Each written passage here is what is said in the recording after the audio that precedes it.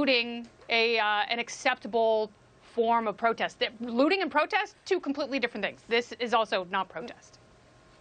Yeah, you know, Kayleigh, as I come to you, and it can be Minneapolis, it can be Seattle, it can be anywhere.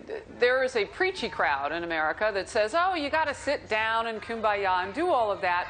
Usually that's on the left. It can come from anywhere. This might be an opportunity for Republicans because there's nobody in the streets trying to help organize this. And I'm wondering, do you go there and do you do what the preachy crowd always says they're going to do and make it better?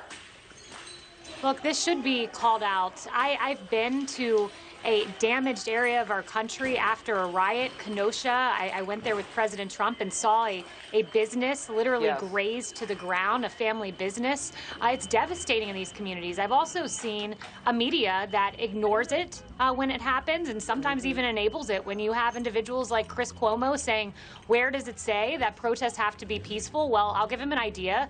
The First Amendment of the Constitution, where it says you have a right to peaceably assemble. I've heard Don Lemon say that riots are a mechanism for changing the country. That's irresponsible rhetoric that just fuels this, not just ignores it, but fuels it. And look, the families who have lost loved ones have called this out themselves. Katie Wright, the mother of this young man, said this helps no one. We've heard George Floyd's family saying, you know, rioting is not going to bring my brother back. I'm paraphrasing, but that's what they've said. These families have called it out. And one last point just to make.